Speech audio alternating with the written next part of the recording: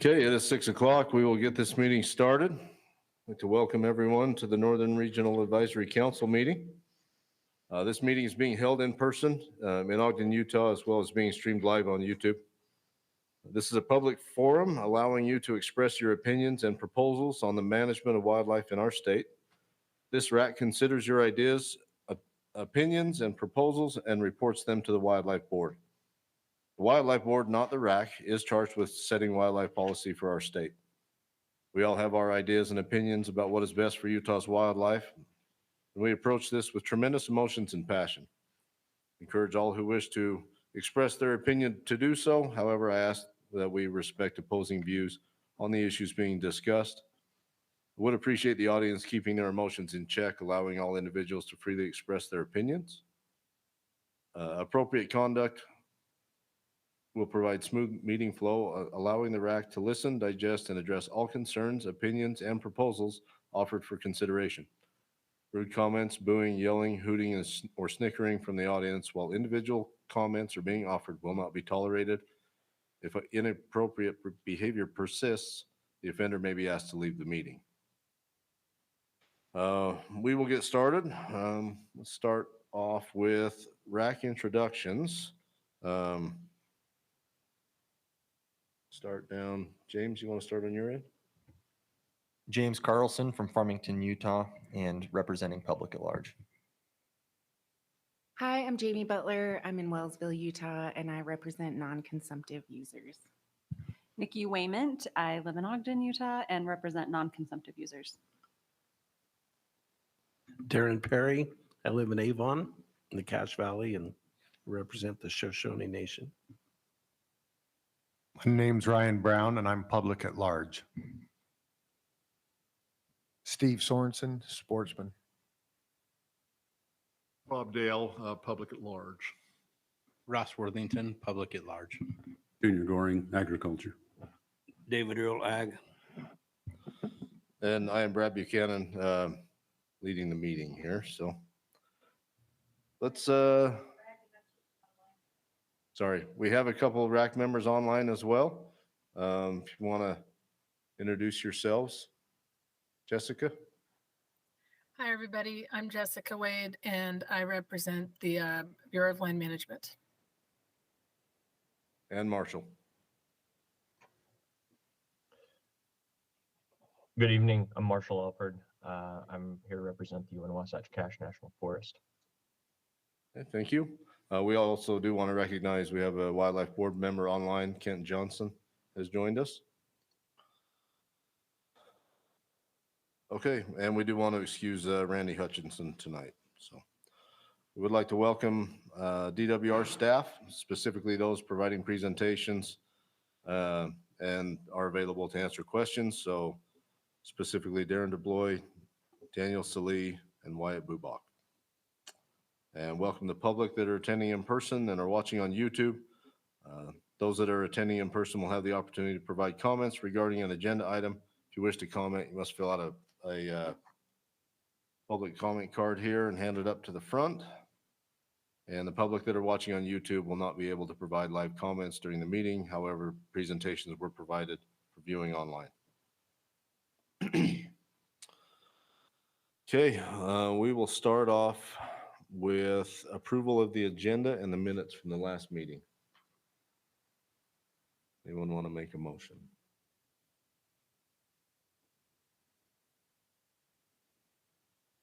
I'll make a motion that we approve those as presented. I'll second. Motion by Ryan, seconded by Ross. We'll do well, I'm not going to do a roll call. We'll just do a raise of hands on this one. And Jessica, Marshall. Support. Support. Okay, passes unanimous. Thank you. All right, we will. This may be the longest part of the meeting. The Wildlife Board meeting update from the last Wildlife Board meeting. So try and work through this here. Covered a number of items as everyone remembers. So First motion was to accept the mandatory harvest survey amendments as presented. That passed unanimously. Then we had a motion to approve the pronghorn augmentation sites as presented by the division. That also passed unanimously. Then we had a motion to reject the division proposal as presented and ask the Mulder Committee to discuss these recommendations and bring forth next year, also asking the committee to include a research project. This is on the hunt structure research proposal. This passed 4-1.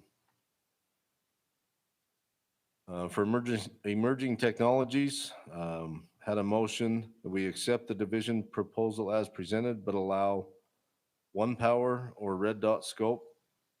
I'm going back to the 2015 definition, and that passed unanimously. For the dedicated hunter program amendments, we had a motion to accept the division's recommendations and to ask the division to prepare an annual report on how the buyout hour dollars are spent. That passed unanimously.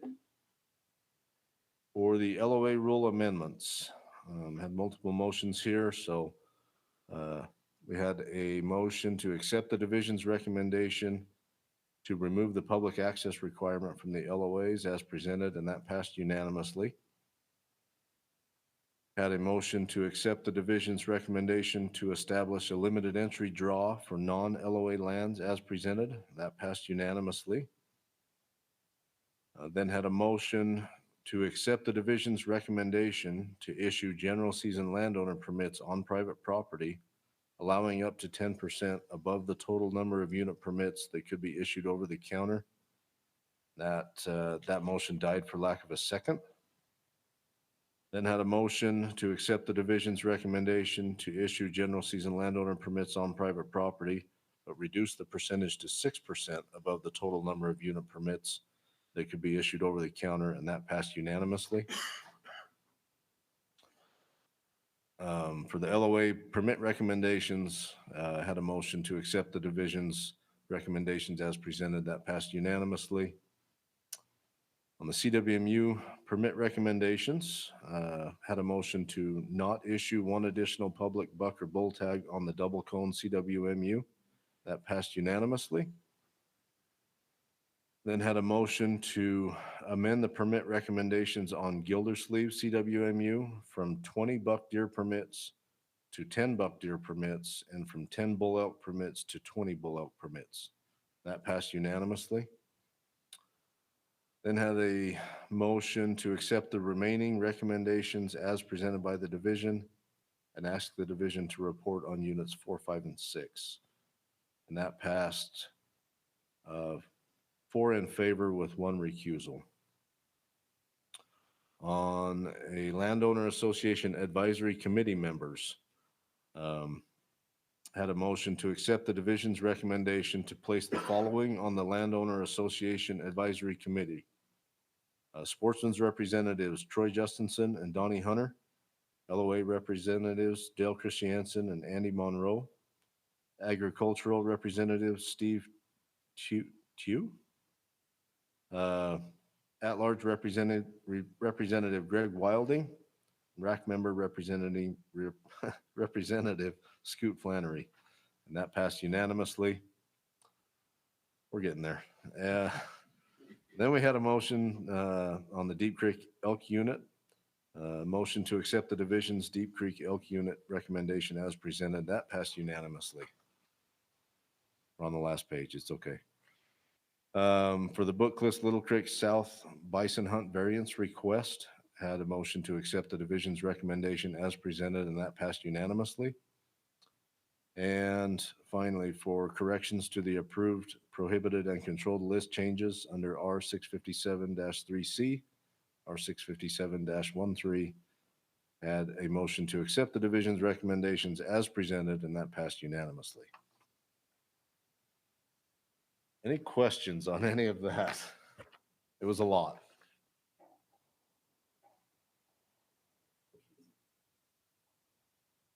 Okay, we also do want to recognize Casey Snyder, joined us online.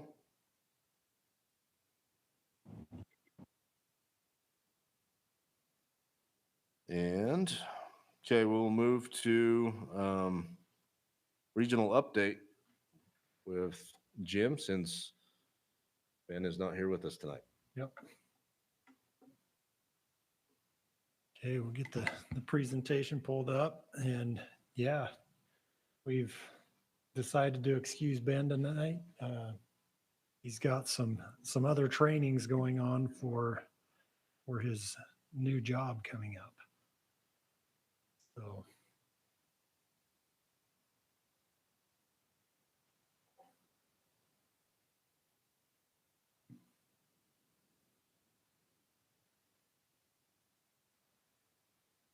Okay. For our wildlife section, excuse me, it's been a while since we've been able to give an update, so I'm going back in time a while. For the opening weekend of the deer hunt, we had some chronic wasting disease check stations over the opening weekend. We held those in units 4, 5, and 6, and kind of as expected, it was really slow. The winter losses were very evident at those check stations. There were very few deer that came through. I guess the positive that came out of those check stations is there were no positive chronic wasting disease samples. We did get one more positive sample out of North Salt Lake, though, as an urban deer that we picked up out of there. So that brings us up to 12 positive cases of CWD in the North Salt Lake to Bountiful area. So unfortunately, it's still going on. For the pheasant hunts, we released just shy of 4,000 rooster pheasants this fall between the youth hunt and the opening weekend and every weekend after that. We were releasing around 500 birds every week. The opening weekend, it was about 1,500. So took a lot of staff time, a lot of miles on the trucks. So we appreciate all that the staff did to get those birds out there. And that's not to mention all the other birds that were released for like the beginner pheasant hunt that I'll talk about here in a minute. Currently, we've got our postseason deer classifications going on. And just so everyone's aware, this is the main driver for our permit recommendations that we'll make next spring for our general season buck deer permits. They do go off of a 3-year average. But with how the year was last year, we know that we just have so many fewer bucks on the landscape that we did make significant cuts. It's likely there's some areas we may need to look at that very seriously again. Then also going on right now, we've got some deer capture and collaring efforts happening. This week we were able to catch deer on the Cache unit in Cache County and Rich County. Next week we are tentatively scheduled to catch out in the Box Elder unit as well as the Morgan South Rich unit. Okay, for the Great Salt Lake Ecosystem Program, the lake elevation has stabilized and it should start rising now that temperatures are cooler and we're getting some much needed moisture again.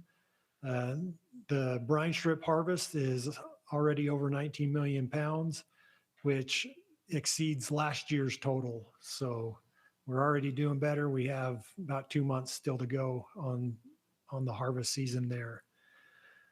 We have more MODIS towers that have been put up at Farmington Bay, Public Shooting Grounds, Gunnison Island, and Ogden Bay. MODIS towers are just another way of tracking migratory birds mainly. It's a cheaper alternative than using GPS backpacks or anything like that. This is a worldwide network. So for some of these birds that are coming up from South America, there's also the MODIS towers all the way up through Southern and Central America. So we can track the migrations as they come in. These towers are pretty much encompassing all the Great Salt Lake. So if there is a tagged bird that comes into the Great Salt Lake, we'll be able to pick it up. Currently, they're doing their eared grebe census and brine shrimp monitoring. They did have some losses to the eared grebes through avian flu. Fortunately, the overall proportion with the number of birds we get coming in, it was very low. We did have a couple of thousand birds die, but when we get millions of birds coming through, it's one of those things that we never like it, but we know it happens, and just fortunate that it was as low as it was. Okay, in the GSLEP program, they had a new biologist start today, or this week, excuse me. His name's Connor Simon. He just finished up his master's degree from Georgia Southern University. Before that, he got his bachelor's degree from the University of Wisconsin. We've been waiting for him to finish up his master's for about 6 months now, but he is well worth the wait for the degree and his education that he brings to us. It will help the program out there immensely. So we're excited to have him on board. Okay, our law enforcement officers, they've been putting a lot of time into saturation patrols, checking for trumpeter swan harvest. Big difference from last year. Right now, we're only sitting at 8 trumpeter swans that have been reported. And so hopefully we can continue to keep people hunting swans that have the permits. The other change, we got a personnel change. Brandon Olson has transferred from the Summit District into East Box Elder, and he replaced Jordan Hastings over there. Our aquatic section, they're currently doing some spring snail surveys out in western Box Elder County, and they've got some upcoming Arctic grayling collection from Smith and Morehouse that they'll do through the ice. They're going to be looking for some parasite loads in the fish there. Wintertime, the aquatic section slows down, so they're getting into their report writing and data analysis period and coordination meetings. So they'll be working on that through the winter. On the outreach side, the first part of November, I guess it was November 11th, had a beginner pheasant hunt out at Ogden Bay WMA. I was able to go out and help with that, and it was a great time. There's about 50 first-time hunters. They broke it up into different sessions throughout the day, so it wasn't overly crowded. This was one where Sportsmen for Fish and Wildlife donated the rooster pheasants, and everybody who participated was able to harvest at least one bird. They all had plenty of opportunities to harvest their 2 birds. There were awesome volunteers who had awesome dogs. It was just as fun to watch the dogs work and point out the roosters and get them flushed up and make some good retrieves. And so we appreciate all the volunteer hours that went into that. Also from our outreach section, they manage our walk-in access properties. And we're excited that we have a new water body enrolled into the walk-in access program. It's over in Rich County on the east side of Bear Lake in South Eden Canyon. And it's a 30-acre reservoir where we've stocked tiger trout and sterile rainbow trout. So that's our second community fishery over there in Rich County. Our habitat section has been busy. We've had some great conditions for doing some shrub and tree plantings. We've planted thousands of shrubs and these trees up on Cinnamon Creek, WMA, on some private land in Mendon to help keep some turkeys out of town and mitigate those nuisance complaints that we've been getting. And then up on our Richmond WMA as well, a lot of habitat work for upland game species that will also benefit some of the big game too, but mainly focus on some of the upland game species. Also up at Cinnamon Creek, they've been busy putting in some beaver dam analogs. So these are mimicking what a beaver would do if he were building a dam. Helps control erosion, helps the sediment to settle and refill in some of those big edge cuts and the erosion that's happened on some of those streams. These 30 were placed up in Red Rock Creek this fall. Up at Hardware Wildlife Management Area, they've had a juniper mastication project going on up there. It's just about done. They've treated around 1,400 acres. The benefit to taking some of those trees out is it helps the understory vegetation that's beneficial to wildlife not have so much competition. Enables it to compete better and provide the groceries that the deer and elk need to be able to eat. So on our habitat crew, this one cut close to home here. They just hired Zach Oman, who was one of my landowner specialists in the wildlife section. Zach is awesome. He accepted the new habitat biologist position that was open, and he will start that next week. And he's eager to get going, getting more habitat work on the ground, which from the wildlife section, we need it. So we'll let him go and do that because the habitat makes all the difference for the wildlife to be able to survive the winter and throughout the summer. So. Okay, our administrative section, they check in a lot of the swans that are harvested. They've checked 163 of them at our regional office. And again, we've had 8 trumpeter swans statewide as of yesterday. We did just hire a new office specialist. She started this week. Her name is Corinne Cox. We're excited to have her on board. She has spent some time with us previously as a aquatic invasive species technician, and she's an avid hunter. That goes a long way when talking with other avid hunters and being able to speak on the same level with them there. And then construction on our regional office is starting to wrap up. We'll be getting some furniture in there in the middle of next week, and so we're hoping to be back in business in our office the first of the year, in the middle of January at the latest. So we're excited about that. Then our last and most notable change, we can now call him Honorable. The Honorable Mayor Nadolski will begin his term as Ogden City Mayor starting January 2nd. And for the comments that he made about Steve last month, I saw Steve out canvassing very hard to make sure that Ben got elected. So, but no, we'll miss Ben. He's been great. He has a passion for wildlife and all aspects of it. He really loved this job, but anything that he sets out to do, he just really wants to do what's best for the people and especially for his kids. And so we applaud him and thank him for his service with us, and we will miss him. So RAC member opportunities, if anybody wants to get out and do postseason classifications with our biologists, just let me know. We'll get you hooked up with the appropriate biologist for where you want to go and look for deer with them.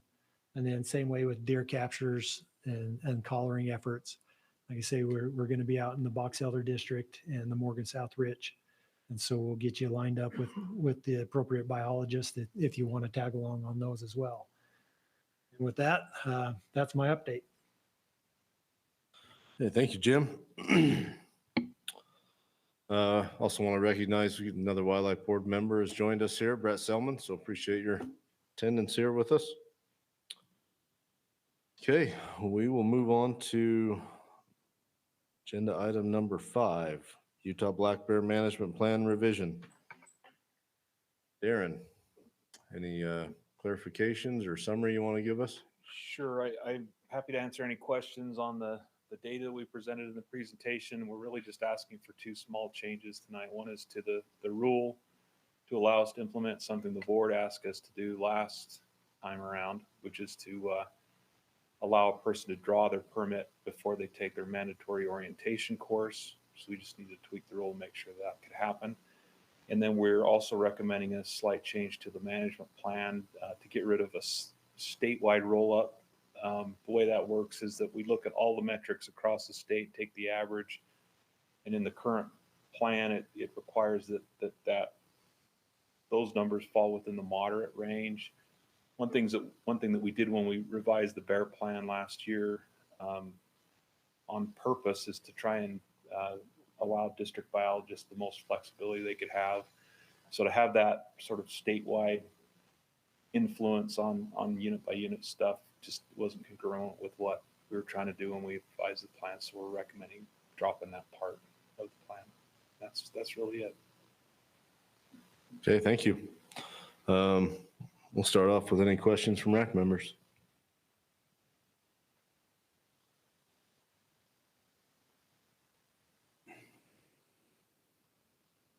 We're finding an explosion of bears in our country, in the north end of Utah.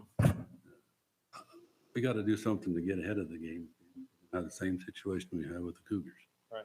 And I think you recognize that. Yes. Addressed that before. What do you? We'll do permits next year. So, get with your district biologists early. I start talking to them now and let them know what you're seeing. And then they can choose the harvest strategy and the unit boundaries. And we'll do all that next year, Junior. So, yeah, now's a good time to have those conversations.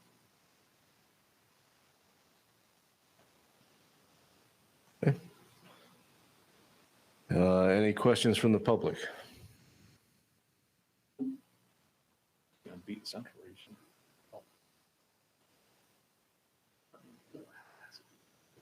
I have all the questions. First of all, how dare you? No, just kidding. Sierra Nelson, Utah wool growers. Darren, remind me how long those permits go for when you do the orientation course. How long are they good for? They're good for the season. Oh, just the season. Depends on which one you drop. So spring, summer. So wait, so I would have to take an orientation course twice if I drew 2 tags? Help me out here. I'm dumb. No, I am. You only have to draw, so you can only draw 1 bear tag, but you only have to take the course once. Okay.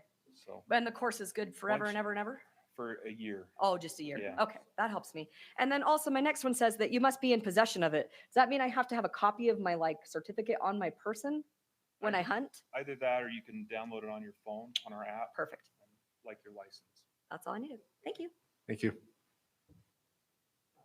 Hey, Darren, one question, I guess, to go to the tags. If someone draws a tag, can they have the opportunity to buy a second tag on the over-the-counter? Or is that something that can be brought up? Yeah, I'm trying to remember I mean, we just went through all that, but yeah, I think you can't take 2 bears a year. I always get cougars and bears mixed up now. Is there a way to consider to change that if we've got some number issues and overpopulation in some areas where it's a spot and stock, and to give that opportunity? Right.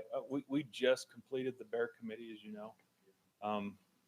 It's certainly something we could talk about, but it would probably be a little bit down the road before we allowed the take of 2.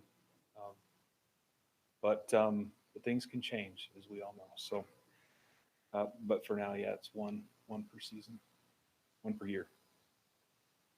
We should have thought about that on the committee. As a part of that, sorry. I just thought the same thing, Ross. Okay. Summary of public comments. Okay, there were 6 people who got online and voted for this one.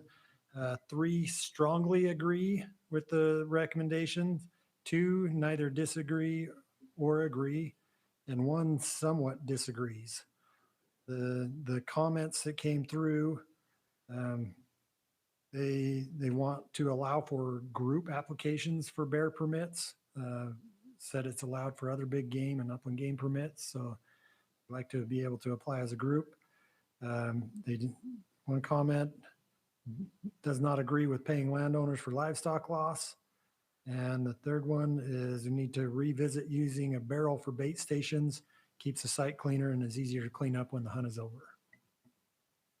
Okay, thank you. We will move to public comment Just one card here, Sierra Nelson. Thank you guys for letting me come down. I'm Sierra Nelson with the Utah Wool Growers Association. I actually sat on the bear committee and it was a great opportunity to do so and work through a lot of these issues. We went over the barrel thing for a while, and there's a lot of stuff going on out there. I told them if they would just make the barrels out of wool, that it would be fine. So if you can make that happen, I'm on board.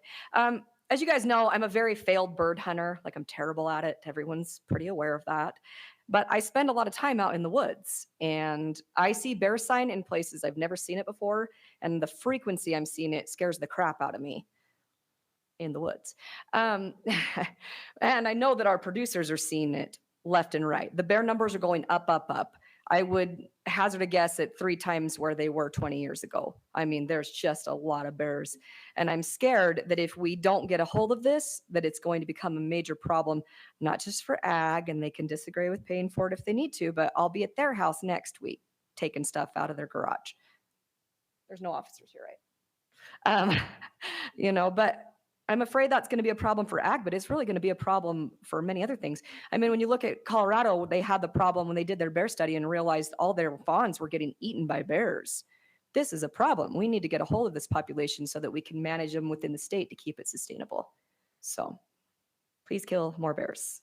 I like the idea of 2. Anyway, thanks you guys. Thank you, Sierra. Okay, we will open it up for RAC discussion. Do you see bear numbers going up?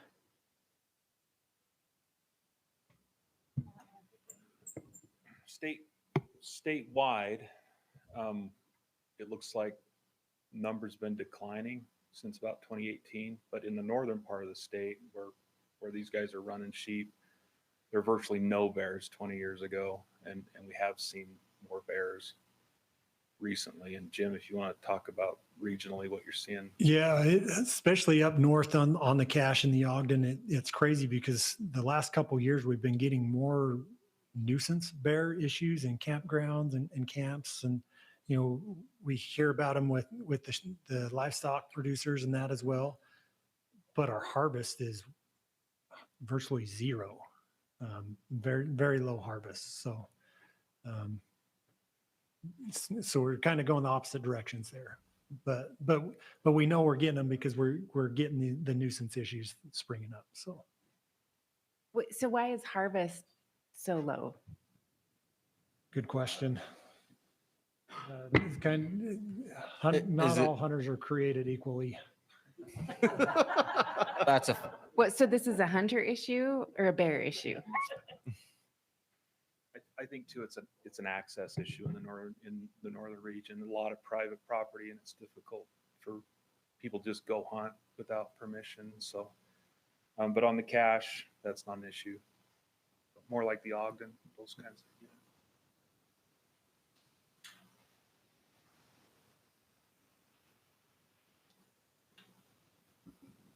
Darren or Jim, why do you think that you're seeing more bears in the north now? Is it, I mean, my guess would have to do with the human population increasing pretty significantly in Utah, and people, especially in agricultural, not being able to sustain their lands for as long and having to sell them, and getting urban development has a huge impact on wildlife. We know that. And so I'm wondering if that is the push for the increase that we're seeing in the number of bears, or what would cause that in a place where there weren't bears 20 years ago? I think as the population statewide has grown, over the last 20 years or so, started to see those populations expand from areas, along the Wasatch Front where we've got more bears. They've started moving north. I think we actually had a trapper on the Cache that was pretty effective at removing bears 30 years ago, and since he retired, bears started showing up again. And so that's I think part of it too, just for ag. So a little bit of both. Yeah. And I think the biggest decline that we're seeing, cause of the decline we're seeing statewide, is drought. And that's a southern region thing, and that's where there's some big bear densities. So overall, it looks like that population's crested and started to come down, but where they've expanded into fresh areas, where there's not a lot of competition, then those numbers can grow pretty quick. And I just want to add too, we've got a lot of areas of safe havens for bears too, you know, with the private lands where they'll get run off public land, get on the private land, and, you know, just that access thing as well. Darren, can you explain why you guys decided not to use a barrel? I mean, I see Yeah, these, we actually recommended the use. And our federal partners had some concerns about just legally, can we authorize someone to put something like that out on the forest primarily? happens all over the West. And, you know, and I see Right. these pictures on social Yeah. media, and our bait sites in Utah are terrible. Yeah, our committee felt like, and we had representatives from the Forest Service and the BLM on the committee, felt like, yeah, it'd be a good idea. But when they took that back up the chain, there were some legal concerns, and so it Were the legal concerns from individuals in the state or from the federal lands? They're from, yeah, our federal, you know, their attorneys looked at that and had some questions about whether they have to do NEPA or some sort of I'm just curious process to why allow that. But you're right, other states allow it, so it doesn't make just sense didn't why get they'd say no revolved. here. It And didn't get resolved last time around. So we're certainly open to, I think the committee felt like, yeah, we ought to allow it. So we just need to work through it with our federal And partners. you do still have to register your bait and give a GPS coordinate. Right. So they know whose barrel it is and everything. Yeah. Perfect. with the nuisance or with the problems, like, and obviously I think the biology and where we're seeing south versus the north, because looking at based on your presentation, nuisance bears are actually been on the decline the last 2 years. Our depredation dollars are down significantly the last $2. Or 2 years, excuse me. So I'm hearing one thing, if we got more problems versus it looks like the actual reality is it's not. I mean, I guess breakdown, has that changed where that's happening? Did there used to be a lot more in the south than that? The bears, in terms of depredation, it's going to be mostly sheep. And so it's really going to be driven by where people are running sheep. And so, so you might see a decline in some places where bear numbers have declined in, you know, where people have sheep in the field during the summer. In this region, it's just a growing population, and that's why folks are concerned. Have you had any bear losses you're aware of? Junior has, but it's not a lot yet. But I think the concern is just, let's make sure that it doesn't get away from us. I was wondering if we could have Cole Selman give us a little presentation what he thinks has happened to bear population.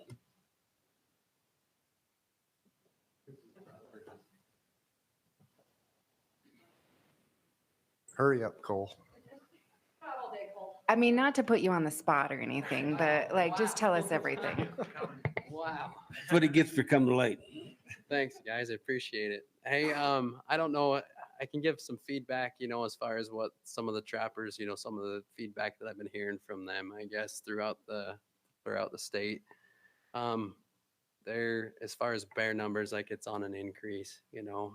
A lot of what they're doing in the summer as far as confirming bear kills, they spend a lot of time doing that. And it's hard for them to stay, you know, caught up at this point, you know, with what they're trying to do as far as preventative work. It feels like they're behind, you know, in the summer, you know, going to producers, you know, that are calling with problems, and especially with bears, you know, it's, you know, those kills are, you know, those bears are, there's those sheep that those bears are killing, you know, within 24 hours. I mean, that becomes, you know, pretty rotten and pretty hard to tell.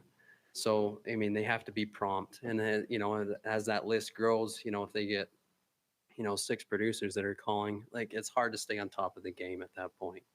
And I know that, you know, I've heard some different things from different guys, you know, and everybody can kind of agree that those numbers are on the uptick. So if we can help with that, you know, and as far as, you know, that comes at a kind of at a, I guess at a cost to the producers and also to our trappers. You know, they need to stay on top of the game and stay on top of what they're doing. And it's hard to if they're just, you know, going and confirming kills every day. So anyway. Thank you. Any other discussion from the RAC? Yes, one more question for Darren. Like, yes, we went through the bear committee process, but can we make a recommendation or request to the board to allow, to change that policy to allow, you know, someone to not only draw a tag, but also purchase one over-the-counter bear tag? I'm trying to think what code says. It would depend on what's in code. I can't remember if code has limits it to one per year. But yeah, you could certainly have us look at it. Okay. Ask the division to look to investigate it. Darren, did you say that the management plan is good through this year? You'll be redoing it next year or you just redid finished? it, so it's, I think we renewed it for 10 years. Okay, I think I misunderstood what you said. That's why I Yeah. was like, I feel like we just talked about this last year. So, okay, that helps. So the permit cycle is on a 3-year cycle, and that will come up next year. Right, correct? yeah, so tonight, we're not recommending any changes to permits, so it's not really an action item, but the RAC, of course, can recommend things to the board if you want to.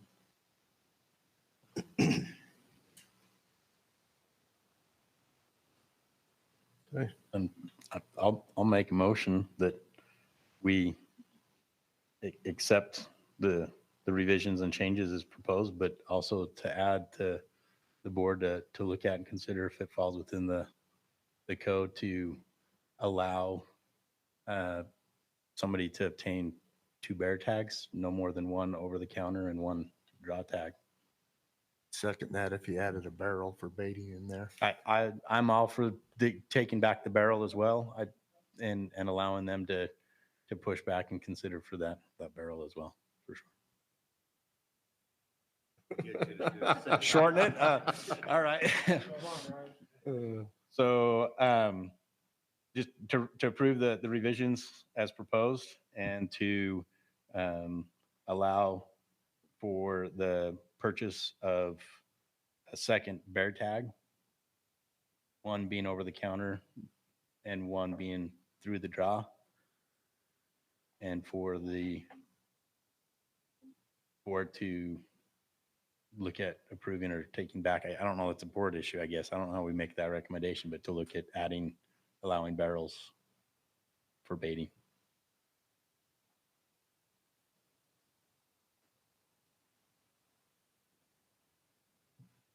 Can I ask a question then? Yeah. Can you give more insight on barrels for baiting? Can you explain that? One of the issues, so having got to sit on the committee, this was a lot of learning for me. A lot of it that's concern for Forest Service and land and everything like that is, one, just things soaking into the land. It's a habitat issue and a concern. And so a barrel allows you to contain that, allows you to clean it up easier, keep better control of it. So one, it's a habitat and water issue. Another issue is just currently without barrels, if you look at a lot of bear baiting sites, it gets spread and can become a big mess and ugly on the landscape. So it just allows you to keep better containment, better cleanup, makes it easier, I think, probably on wildlife, on basically enforcing it and going out and making sure everything's, kept clean. A lot of the pictures I see in Idaho, they just chain a barrel to the tree and there's a dirt patch 5-10 feet, in diameter around it. In Utah, guys will dig a hole to keep their bait contained and throw logs on it. And it's, a 30-foot area, just nothing but dirt. If they were truly worried about the land, they'd probably want a barrel. And it's allowed in just about, now some of the arguments, whether you allow metal or, plastic, but there was some discussion we had about that, but yeah, it just definitely helps with, I think, cleanup and is better just on the habitat and on the water and the land. So what's the downside? Why are people against barrels? some people argued with the plastic, you know, if a bear could tear it up and stuff like that. So yeah, there was some concerns with that. I don't have an issue either way. I've seen it work, and when you watch and talk to people that I'm new, I'm just starting to get into bear hunting. It's all new to me, but it just those that were far more educated have been doing it a long time.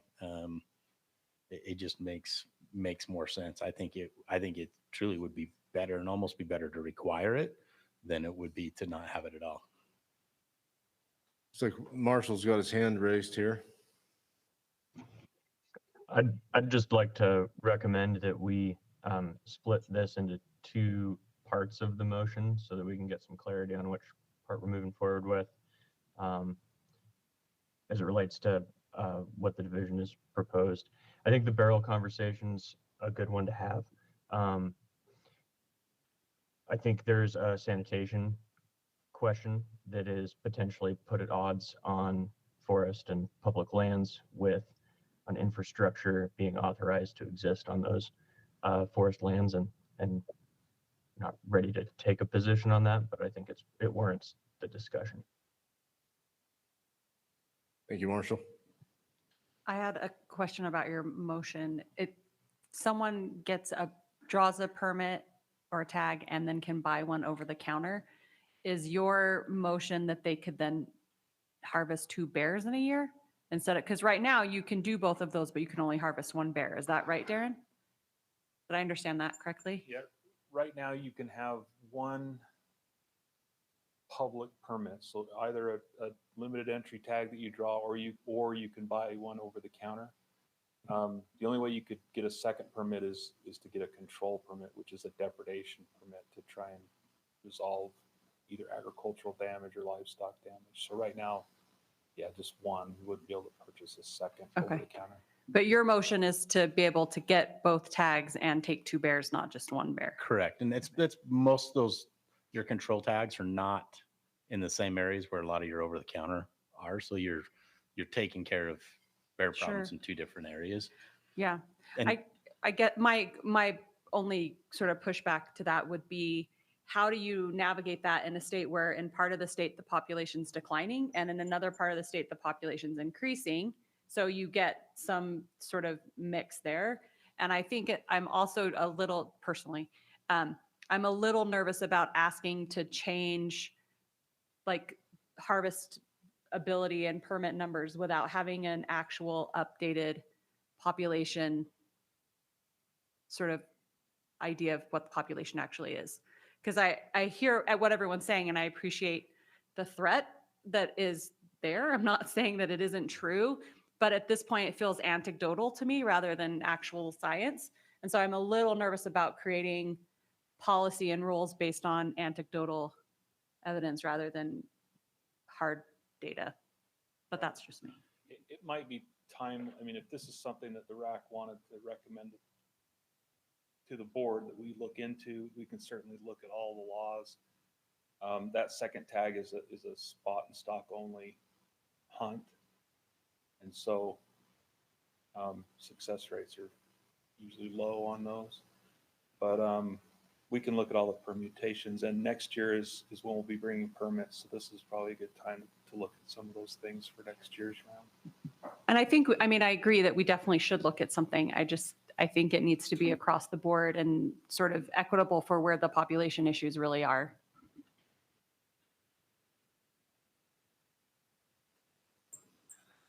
Someone asked what the harvest rate was for spot and stock. It depends on the unit. If it's a dense bear unit like the LaSalle's, it could be as high as 20% success.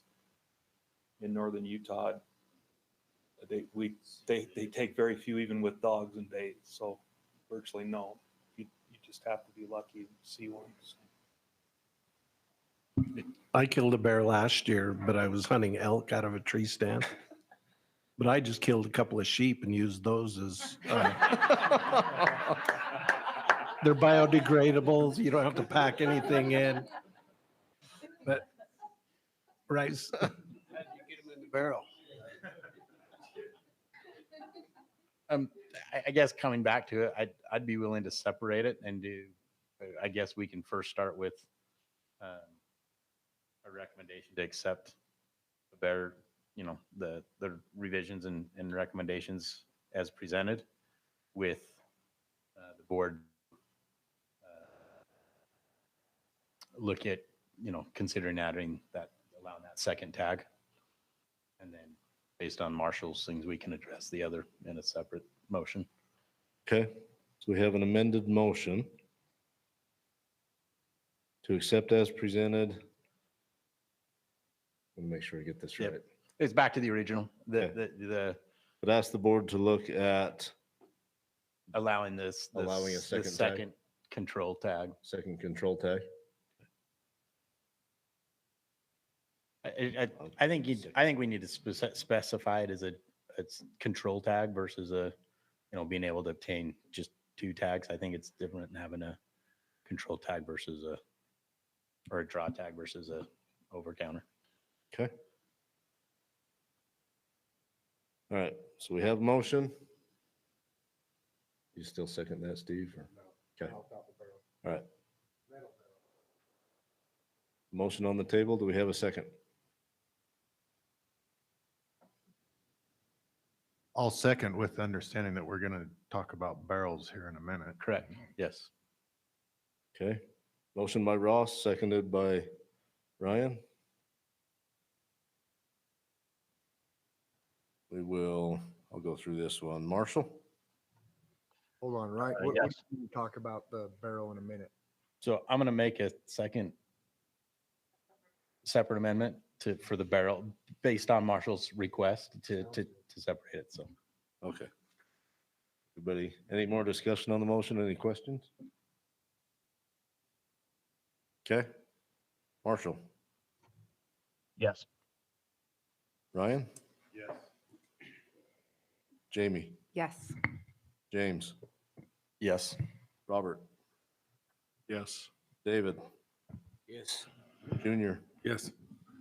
Darren? Casey? I don't know if he's still online. All right. Steve? Yes. Jessica? Yes. Nikki? Yes. And Ross? yes. Motion passes unanimous. Okay, we'll entertain a second motion. And I'd make a motion to have the board take back up the barrel issue in making it for baiting a requirement to have a barrel on a baiting site. Okay. A motion by Ross to ask the Wildlife Board to revisit the barrel requirement and add a requirement to use a barrel for bait sites. Bait sites. We have a second?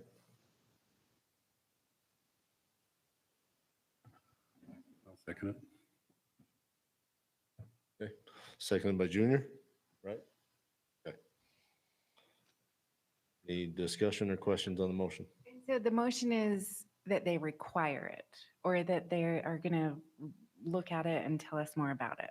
Basically, they'll have to take it up and talk it because, I mean, from Darren, it's going to have to go back up for them to push to have it go back to the powers that be that said no the first go around. I just think it needs to continue to be a conversation. I just think it's better for the landscape, for the habitat, for everything involved. Yes. But the motion is really just taking it up and exploring it, right? Yep. It's And really that, like, we would find more out about it, because I guess at this point, I don't feel comfortable. I don't know enough about it, and I would love to know more. And I think what you're saying is like really logical. I guess in my mind is that it would be something that they continue to push back up, that it doesn't just fall to the wayside and go away. And if legals and power of the beast say, okay, we're good with it, then yes, they would ultimately pass it and make it a requirement. Most people want to use a barrel and legally they can't in Utah. I don't understand why they can't in Utah, but they can in Wyoming on forest and BLM. They can in Idaho. Those are the two I'm familiar with that they can use them on BLM and forest. I don't see why it would be an issue in Utah, other than somebody doesn't like it maybe or something. Pretty sure, wasn't it in Colorado as well, if I remember correctly? Colorado doesn't allow baiting. So just clarification purposes, so the rule is not open for review, and this would require a rule revision. We can ask the board to pursue that, which is what we're doing here, but because the rule is not open, we can't really do much beyond ask the board to look at it at this point, so. It might be appropriate to highlight having that pursued with the forest and maybe BLM partners to understand those friction points and try and get at that consistency understanding. Yeah, that's exactly what I was going to say. It's a matter of getting getting buy-in from public land managers. Like I said, the Bear Committee felt comfortable with it, and the board could theoretically change the rule to allow it, but if they don't allow it on forest, then it's sort of a moot point. So we're happy to talk with them about it. Okay. Any other discussion on the motion? Okay. Call for a vote. Marshall? Yes. Ryan? Yes. Jamie? Yes. James? Yes. Robert? Yes. David? Yes. Junior? Yes. Darren? Yes. Steve? Yes. Jessica? Yes. Nikki? Yes. Ross? Yes. Motion passes unanimous. Thank you. Okay. That wraps up agenda item number 5. We will move on to number 6, elk management unit plans.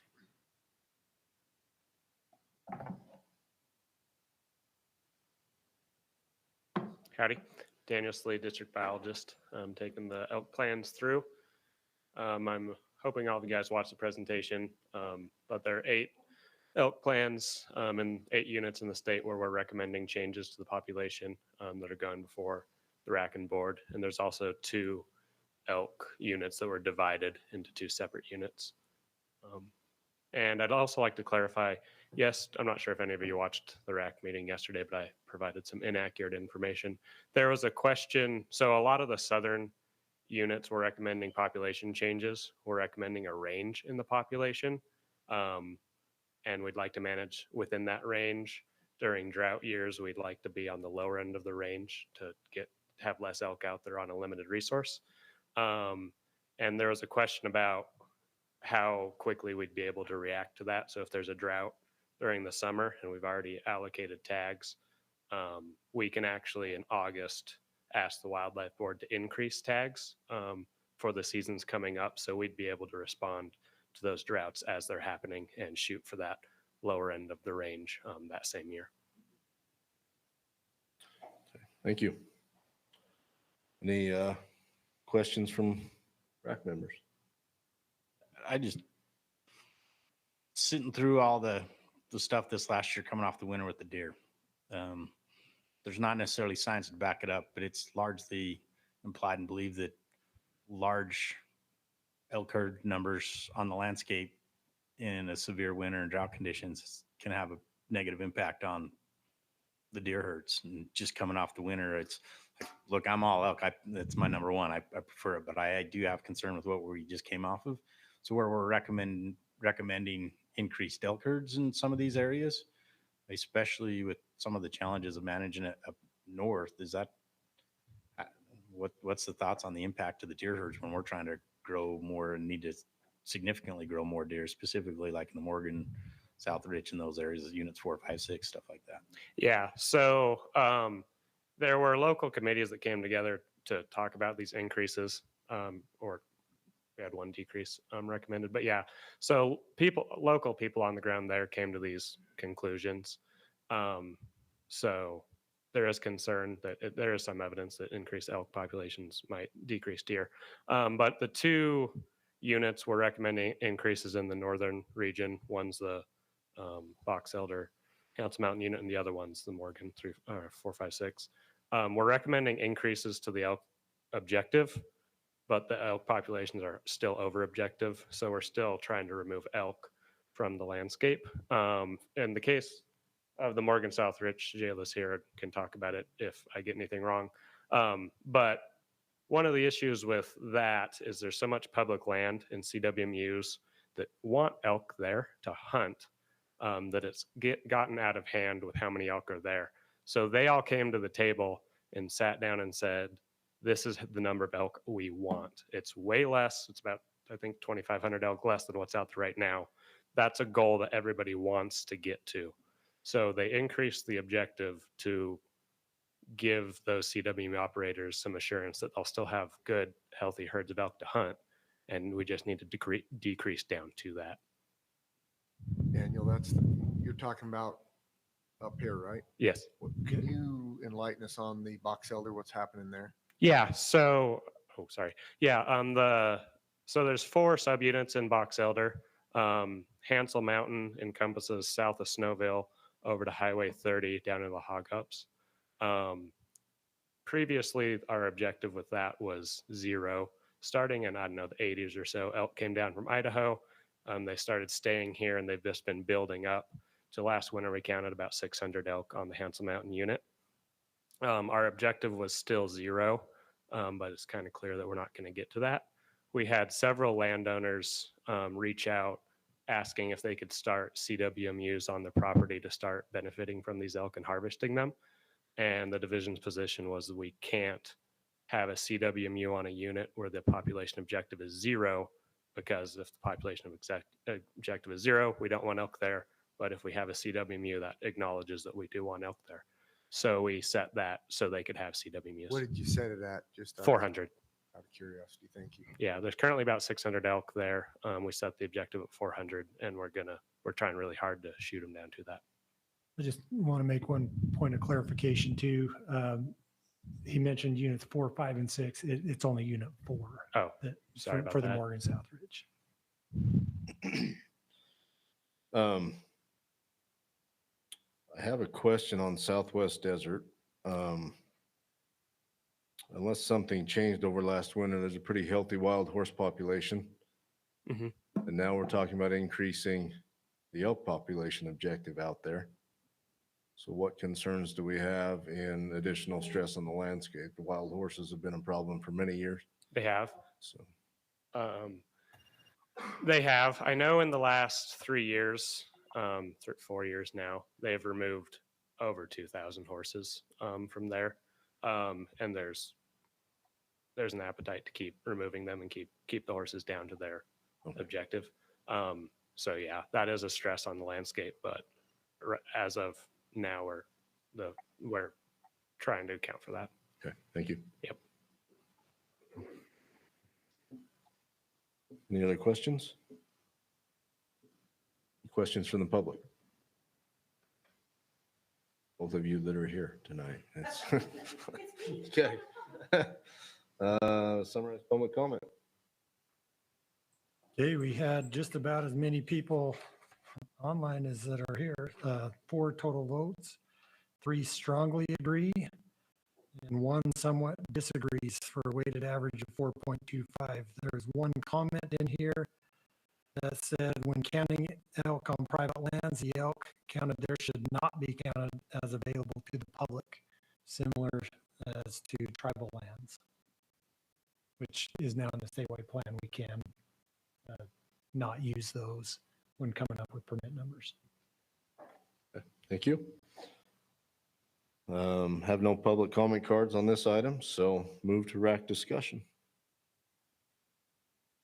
I got a question for you. How you can get these numbers down? I run in the Lost Creek area and that unit's way over its objective, way over. And they keep increasing cow tags and it's not working. How are we gonna get these units down? We have many strategies for that: liberal harvest, depredation tags for landowners if they're staying on, private land. Just try to use all of the mechanisms we have to do that. You've been trying, it isn't working. So what's plan B? Try harder. I think There she comes. Jayla wants to answer. Jayla Walden, I'm the district bio over Morgan Southridge. So there's been a lot of discussion in the CWMU Rule Committee right now, looking at how we can implement some additional tools to be able to get more elk harvest on the unit. And so right now I don't have an exact answer because it's still up for discussion, but we are having those discussions in that committee so that way we can figure out a solution. So. Yeah, within the committee, I think we're about 8 hours into discussion within the committee on probably that one unit and what we can do there. It's gone on for quite a while and a lot of ideas discussed there, so. How's because I think the CWMU is the first and biggest problem clearly in that part of the state. And I don't know if there's still public comment. I know I submitted comments. So for those in the public that don't know, there's an ability to make suggestions and comments to go to the CWMU committee. So if you haven't done it, do so. But how's the rest of the control tags worked on private land? Are we seeing some of our private landowners being more open to letting people coming in and harvest? I know the first few years I had some success and then people started shutting it down. I'm not familiar enough with various parts of the state. Jayla might. I don't have the numbers off of the top of my head, but we do see quite a bit of harvest, and it's pretty proportional for the amount of private land that's not in a CWMU. The percentage of harvest is pretty consistent with the amount of acreage that there is. So we are seeing quite a bit of private lands only tags taking elk. Okay. Are you seeing, I guess, to go with that, are we seeing in certain areas up north where it's only certain landowners that are allowing it and we need help from other landowners? And is there ways to, I guess then the conversation is there other ways to try to approach to get more people to volunteer into that program? I think we're seeing, sorry, that was super close. We're starting to see an increase in harvest, but generally the folks that want it are the CWMUs. And so the landowners that aren't enrolled in a CWMU typically are already taking elk. I'm unaware of a whole lot of refugias as far as landowners that aren't enrolled in a CWMU that refuse to take elk because they just want to harbor elk. Most of those guys are ag, and so they don't want to see hundreds and hundreds of elk on their place.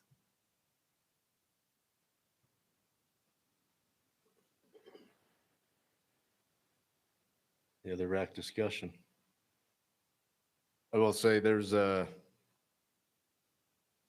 appreciate Daniel's work and Jim out on Box Elder and was part of that unit committee and seeing that come together. Obviously, there's a number of concerns from landowners out there who don't want to see the elk, but a great discussion to get buy-in from everyone and understanding the options we have with private land only tags and other things to help everyone come to the table and get an objective on that unit. But also it opens up even more tools with CWMUs, and that's where it sounds a little counterintuitive, and I've had my share of criticism of CWMUs at times, but even in Morgan Southridge, the issue we're dealing with this many elk is because we have CWMUs that have helped grow that herd, and unfortunately for elk, once they take off, it's hard to stop them because they don't seem to die. And it can be a very complex issue that we get to work through. I do like seeing us change the way we count on South Slope over there. That was something that was discussed in the statewide elk committee, and why those strategies were added to the elk plan to help with that. So overall, I like it there. I did have a little concern with Southwest Desert. I hope we can continually work with that wild horse population out there because it is a significant issue, not just there, but elsewhere. So. Yeah, I was going to say the same thing that she just said. Wild horse is kind of that's a loose cannon of a word. It seems like there are a lot of them are just feral now. So, but it is a huge issue, not just in Utah, and it affects not only the deer and elk, but sage grouse and all sorts of antelope and stuff like that. So I would like to see that be addressed as well.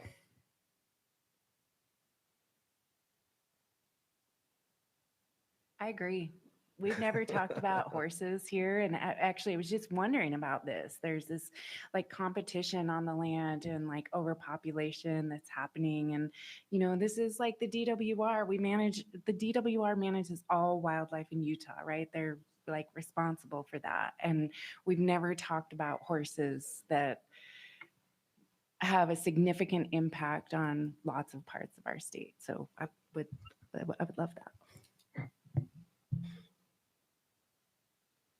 Okay, any other discussion? Entertain a motion. I'll make a motion that we accept the division's recommendations as presented. Okay, Second that. motion by Nikki, seconded by Steve. Any discussion or questions on the motion? Okay, call for a vote. Marshall? Yes. Ryan? Yes. Jamie? Yes. James? Yes. Robert? Yes. David? Yes. Junior? Yes. Darren? Yes. Steve? Yes. Jessica? Yes. Nikki? Yes. And Ross? Yes. Motion passes unanimous. Thank you, Daniel. This was like your inaugural trip to making a presentation. That's good. Because the other biologists in the back were quite entertained watching you up there, so. This was one of those things that Daniel actually volunteered to take this through the RAC tour statewide. So that's why everybody is back in the back laughing, because they're like, oh, I can't believe he wanted to do this. Dave and Sam are proud of you. Don't worry. All right, agenda item number 7, poaching reported reward permits. Wyatt. Yeah, do you guys just want me to give you a quick summary of Yeah, the that'd be great. recommendations? All right, so there's 4 main factors that we're looking to recommend for change here. The first one is the repeal of the cougar permit portion of this rule. With the passing of House Bill 469, we no longer have cougar permits, so they wouldn't be eligible under this rule. The second one would be, excuse me, to provide greater protections to certain reporting parties. And by doing that, by allowing certain permits to be issued, and I can explain that if questions come up. The third one would be to kind of close the hole of when someone reports 2 or more poaching instances that would be eligible for reward permits. Some exceptions there, given that the rule doesn't currently certainly doesn't address more than 2 in a given year right now. Some additions here would allow us to more appropriately allow for flex in those rare instances. And then the last one is to allow reward permits to be issued for convictions or successful prosecutions associated with the taking of a trophy animal. Currently, it's restricted to wanton destruction, and I can explain the differences between wanton destruction and unlawful take too, if that needs clarification. Can you explain those for me, please? Yeah. So there's when an animal's poached, there's generally 2 levels of criminal action that we can take in association with that. The strongest, most powerful law that we have on the books for wildlife laws is wanton destruction. And that's generally reserved for people that are intentionally out there abusing the resource knowingly and intentionally doing so. For example, like shooting a deer with a spotlight in January with no tag, someone that is just blatantly outside of the law. Those come with higher suspension durations. So the suspension of your hunting and fishing privileges, in this case hunting, those durations are longer under wanton destruction, as well as the severity of the crime. So you can go anywhere from a misdemeanor B all the way up to a felony under wanton destruction. So we tend to reserve that, or would like to reserve that and use that sparingly due to the severity of that crime for those instances where people are truly out there abusing the resources. Unlawful take, the highest severity that can go to is a misdemeanor B.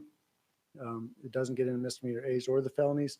Suspensions are shorter, and those instances may be an example of that. Maybe someone's on a spike hunt, sees a bull moving through the brush, doesn't take the time to adequately identify that it's a spike and shoots that bull and ultimately harvests an animal illegally. Something that's not so intentional, that may be more on the just negligence side. So those would be the separations. Previously, it was wanton destruction, so that bar was set pretty high as far as the type of act that the person, the reporting party, had to identify or report in order to qualify for a poaching reward permit. And there's plenty of instances, especially with how we'd like to use wanton destruction, plenty of instances where unlawful take was the appropriate charge, but the effort put in by the reporting party warranted a reward permit as well. So just kind of not necessarily loosening that, but allowing the rule to be more realistic for what we're seeing day to day in these reportings. On the trophy side, so that's moving to just if somebody shoots a trophy animal anywhere, it doesn't have to be on a limited draw unit, correct? Yeah, and wanton destruction doesn't apply to a limited entry unit. So in the rule, it does allow for issuance of general season deer tags, general season elk tags, if it complies with the rule. So whether it's wanton destruction or unlawful take of a trophy animal, we have given out general season deer tags as well. But and I guess this is where I'm trying to get clear. So if someone shoots a trophy animal, are you guys saying they're potentially allowed to be given a tag on a choice of a limited entry unit? Yeah, so I'll give a quick summary, and it's probably important to differentiate what we're recommending from what the existing rule is. So as far as where the rule currently stands now without any changes that we are proposing right now, if someone turns in an individual that is charged with wanton destruction, the permit in which they are eligible for starts out with the unit in which that animal was killed unlawfully. So they can't choose where they get their permit. There's a structured process and rule that guides how and where those permits can be issued. Now, with the protections of reporting parties, which is what we're recommending some changes to, that would allow some flexibility on the division to issue permits outside of where that animal was killed illegally. So we may have a reporting party that's reporting a family member, a reporting party that's reporting a business partner, or something where there's financial or potentially, depending on the situation, physical harm concerns that may result from that reporting. And let's say we're business partners and me and you hunt all the time and you know how many points I have, but all of a sudden I show up with a San Juan elk tag, and I know, or you know that I know that you did something illegal in the San Juan, those questions may come up, right? So in those very rare circumstances, we'd like the ability to protect that identity by saying, okay, we won't give you a San Juan, but we'll consider a beaver or a boulder tag in order to protect your safety. Does that make sense? Yep. Can you, sorry, can you just tell me which species are exactly trophy species? Because I don't think I actually know that, which I probably should. Yeah, no, you're good. So every big game species has a trophy status. So for example, deer is a trophy if it's over 24 inches wide. A bull elk is a trophy if it has more than 6 points or more on one side. And so pronghorn has its own standard, bison, moose, and so forth. Okay. So that's all defined in law. And so it's not something that would be subjective based on someone's opinion. Okay, thank you. Yeah, my pleasure. Okay. Any other questions? Questions from the public? So summarize public comment. Okay, there were 6 people who weighed in on this action item. 3 strongly agree with the recommendations, 2 somewhat agree, and 1 neither agrees nor disagrees, for a weighted average of 4.33. Comments on this agenda item. 1 says that it's risky to report a poacher. The reporting party should get half the fine that the state receives, and as well as the other tag rewards. One person said he's still waiting on information from an elk that was poached on his place, and just wondering how the program will keep running if prosecutions take so long. Said this has been quite a while on that. And then the third one says that they agree with everything except for offering or giving a lifetime tag to those who report a violation. 3 comments. Okay, thank you. Got the one public comment cards. Steve Adamson, I believe. Yeah. Hey, Steve Adamson, I represent myself, but I think I really represent everybody involved who would report a poacher. And I want you to look at that coming from this example. We live in a very litigious society. And I think why is point number 2 of the point that's brought up here. Everybody wants to be on social media. There's lots of business opportunities. There's lots of guide services who are out promoting their business, etc. I'm not sure if the RAC understands that as a reporting party, I become open to litigious activity against me if I report someone poaching. I'm asking the RAC to propose something that indemnifies those people who report poachers, and including the law officers who then are open civilly, who the state of Utah will not protect them in a civil case. There's got to be some sort of protection for us when we report these violations. And I'd ask that you take that back to the board and we push this. I'm not sure if it needs to go to the legislature or what, but we need to be protecting our species, right? Our wildlife, our state that we live in. Doesn't matter if you report this, if you live out of state or in state, there's an issue here. It needs to be addressed. Thank you. Thank you. I think you've got a very good point. I think it definitely would have to go to the legislature, to be candid, but it should. I'm familiar with a case that's been brought up already, and they said that the board has to weigh in. I mean, legislatively, you can take that to the legislature. The board may bring some oomph to it, basically, but you can certainly. I'd say it starts here with the RAC. Bring it up. Let's make some changes. Let's make a motion to the board to bring this to the public. Thanks. I'd say we start here in the RAC and bring it up. I think a lot of people who don't know or understand this, and probably if they knew it, they wouldn't report. And I think we need to be aware of it, bring it up and make those changes. If it has to go all the way to the legislature, let's take it there. But I think it needs to start here, bring it up to the board. If we have to go to our legislators and make those changes, let's do it. But I was under the impression, based upon a case that I'm familiar with, there's a 7-year window. If I bring up a poacher today, I'm liable for 7 years right now that person can come back. Prior to the running of a statute of limitation. And understand, but if I'm reporting a poaching case, really, the state attorney general would not back up this individual. And now he's open to a lawsuit. Can you explain to me? I don't understand, like, so you report somebody who poached. Sure. Like, can you explain to me how then you would get sued? I'll give you the case in general, right? Some generalities here. A couple of years ago, this individual reported having seen someone post a video about harvesting an animal. They recognized that area, worked with law enforcement, that went to court. The individual pled guilty.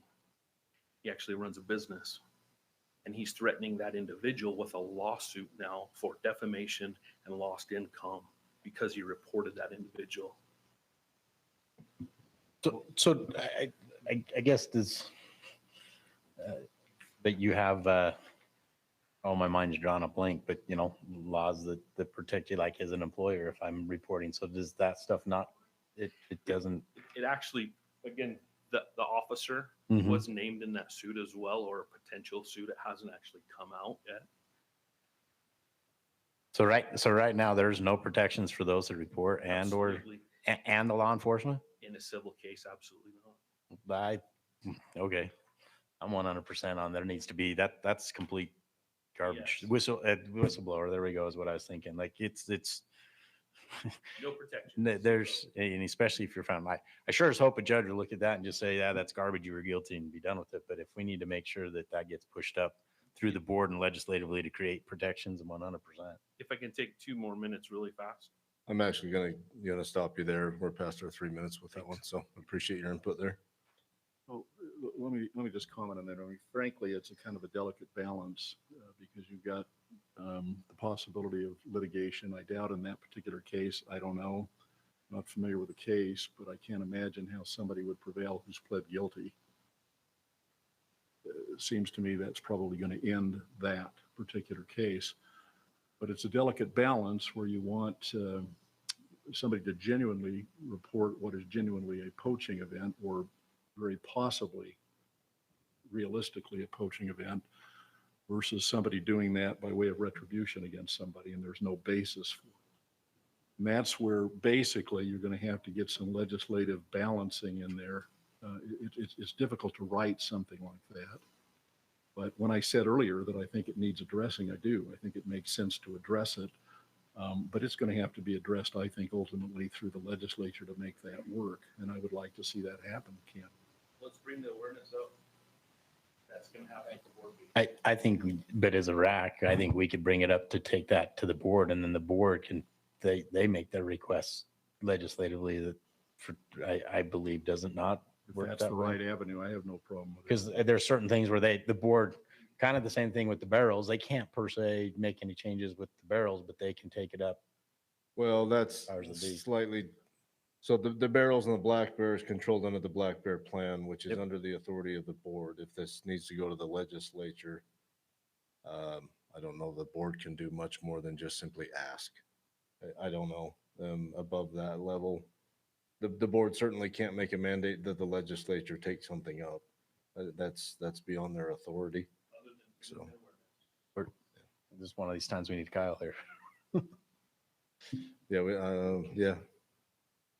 don't have anybody online from Attorney General's office, so.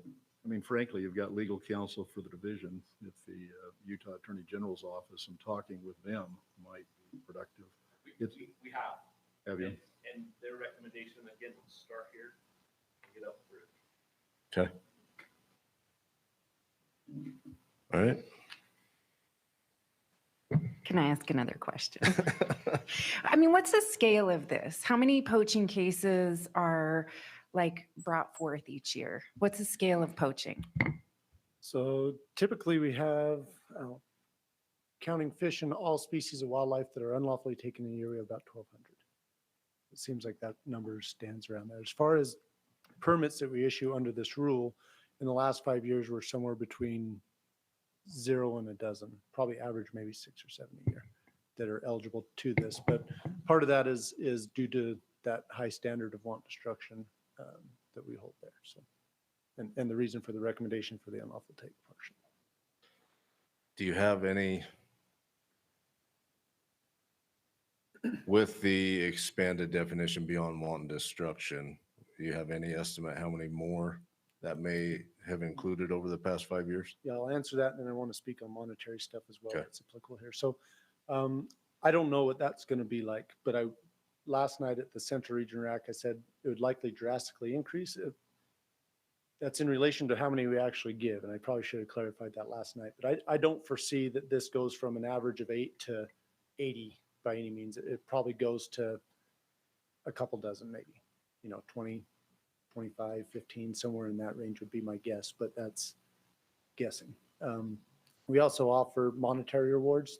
So if you report any wildlife-related crime, Title 23A, or administrative rule created by the Wildlife Board, if you report a crime that's one of those rules or regulations that isn't eligible for permits, we can issue a monetary reward. And it seems like we issue anywhere from $8,000 to $20,000 in rewards monetarily every year as well. That's outside of this. And how many of those are there? Like 8 to, yeah. So those will range in, so if we're at, let's say we're at 15,000, there's probably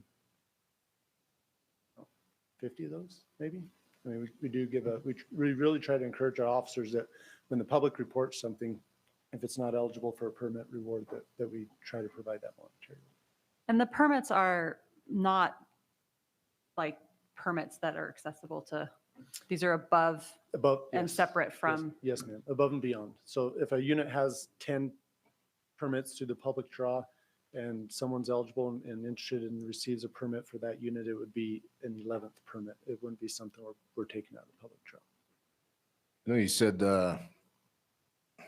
don't anticipate a huge jump, maybe 12 to 24 or something like that.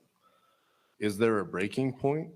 If 8 years from now we are talking 80 permits, is the division prepared to bring this back through and look at this again? Yeah, if the RACs, if the public, the RAC and the board have concerns with what those number end up being, yeah, I mean, that's completely within the purview to have that discussion again, and we'd be happy to either justify or bring up some additional recommendations if there are concerns there.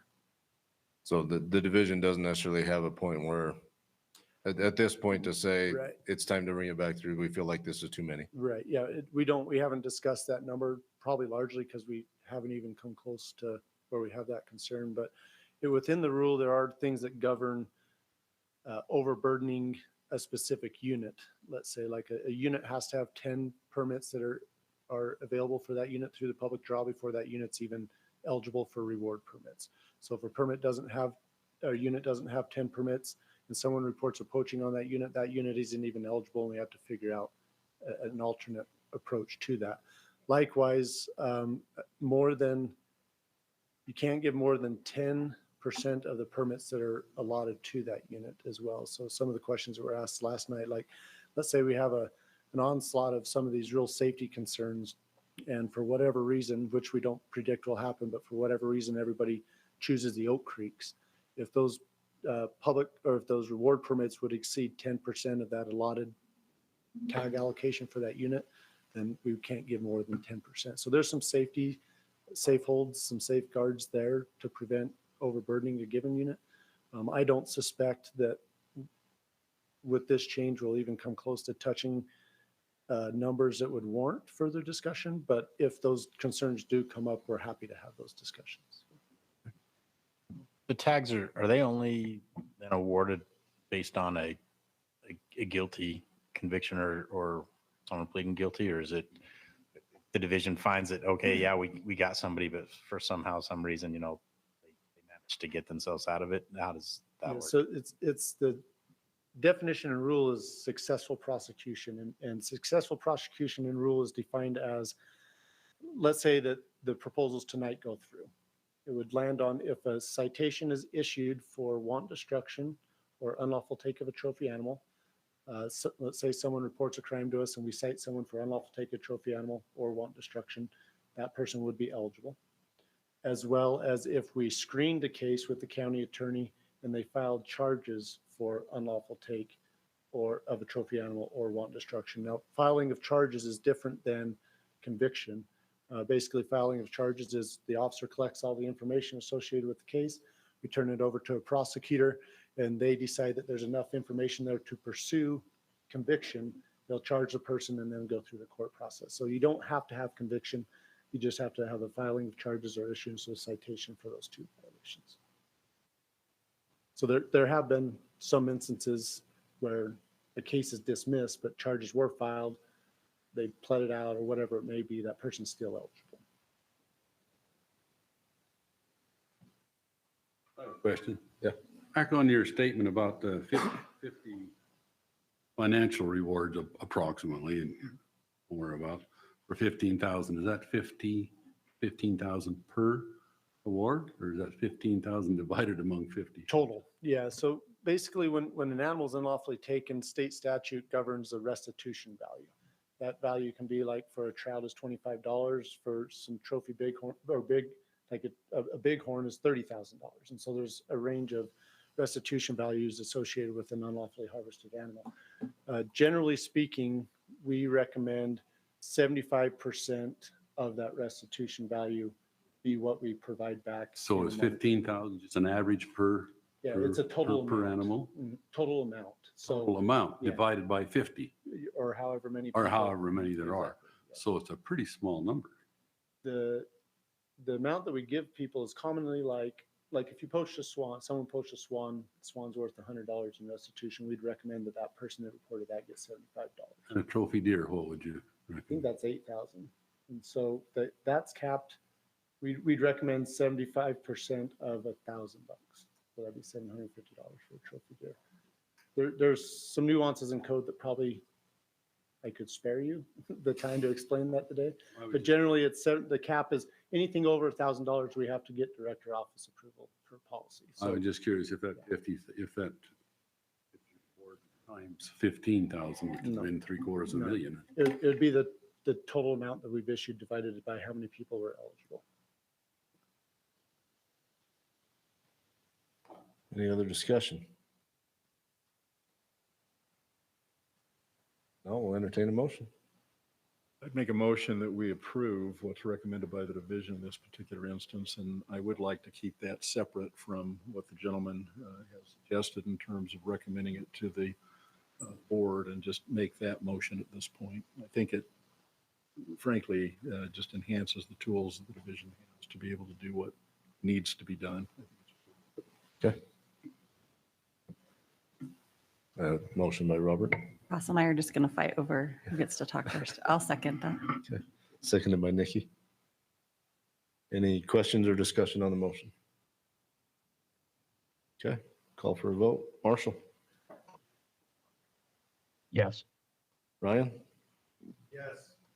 Jamie? Yes. James? Yes. Robert? Yes. David? Yes. Junior? Aaron? Yes. Steve? Yes. Jessica? Yes. Nikki? Yes. Ross? Yes. Motion passes unanimous.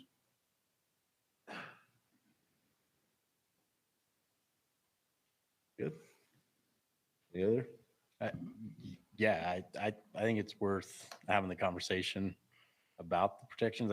I'm kind of torn because you get how many people gets the jealousy route of, okay, this person, but I think it's worth having the conversation of going through the process of the RAC, making a recommendation to the board to start whatever needs to be. I would think in this situation, ideally, a judge is just going to throw it out. However, that still puts a burden on whoever reports it. Unfortunately, let's just call the justice system what it is. Sometimes it's who's got the deepest pockets. And I think there does need to be some protections, in the reporting of it, and then leave that to legislators to work through the complications of when can somebody make a suit civilly, but there does need, I think, be some protections up front. That would be my thought.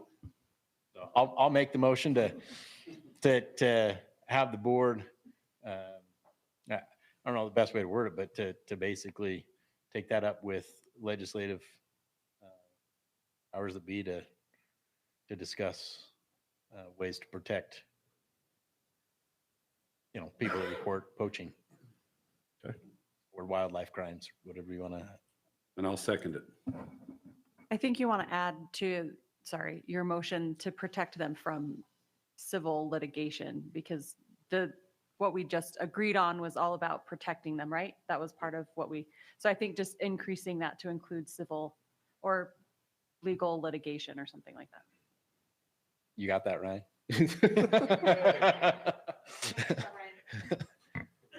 Board to take up with legislators ways to protect reporters from civil litigation. Yep. Okay. That was seconded with Junior? Yeah. Okay. Motion by Ross, seconded by Junior. Okay, any discussion? Call for a vote. Marshall? Yes. Ryan? Yes. Jamie? Yes. James? Yes. Robert? Yes. David? Yes. Junior? Yes. Darren? Sure. Yeah. Steve? Yes. Jessica? Yes. Nikki? Yes. Ross? Yes. Motion passes unanimous. Okay, that concludes the agenda items for tonight. Motion to adjourn? So moved. Okay. Any opposed? Unanimous. Thank you.